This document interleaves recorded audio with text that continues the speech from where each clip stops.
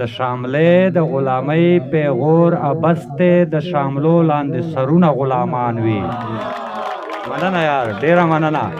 د شاملې د غلامۍ پیغور ابسته د شاملو لاندې سرونه غلامان وي. دوه شعرونه دي.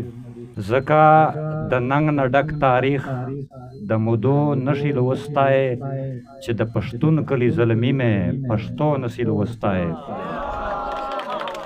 مننه.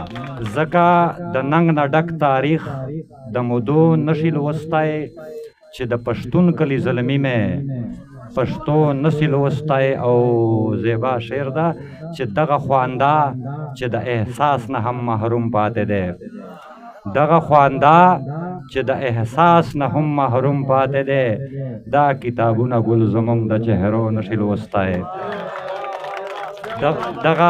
دغه خوانده چې د احساس نه هم محروم پاتې دی، دا کتابونه ګل زمونږ د چهرو نشي لوستی.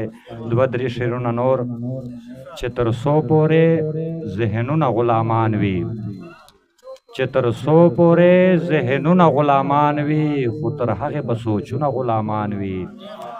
او د چا خان د نوکر دا صورت حال وي، د چا خان د نوکر دا صورت حال وي، پښې غلامې او لاسونه غلامان وي.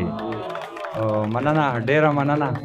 صدر صاحب شعر ده چې د شاملې د غلامۍ پیغور ابسته، د شاملې د غلامۍ پیغور ابسته د شاملو لاندې سرونه غلامان وي. مننه یار، ډیره مننه. د شاملې د غلامۍ پیغور ابسته د شاملو لاندې سرونه غلامان وي. او ژوند بخاورې هلته ژوند شي فاروق جانا، ژوند بخاورې هلته ژوند شي فاروق جانا چې د کوم ځای موسمونه غلامان وي. مننه. ژوند بخاورې هلته ژوند شي فاروق جانا چې د کوم ځای موسمونه غلامان وي. بس دی که غزل وایم؟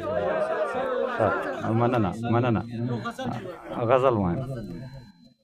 ولې په زور جانانه جان ستا تر کوڅې راولم، ولې په زور جانانه جان ستا تر کوڅې راولم، ولې په زړه دا قیامتونه زلزلې راولم، ولې په زور جانانه جان ستا تر کوڅې راولم، ولې په زړه دا قیامتونه زلزلې راولم. او اوس تا په خپله خوښه بېلې کړلې لارې د ژوند، اوس تا په خپله خوښه بېلې کړلې لارې د ژوند، اوس ولې هلته درسم ولې د الې راولم. مننه یار. اوس تا په خپله خوښه بېلې کړلې لارې د ژوند، اوس ولې هلته درسم ولې د الې راولم.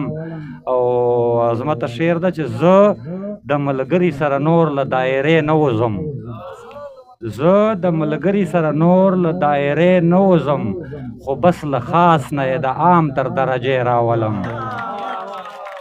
زه د ملګري سره نور له دایرې نه وځم، خو بس له خاص نه یې د عام تر درجې راولم.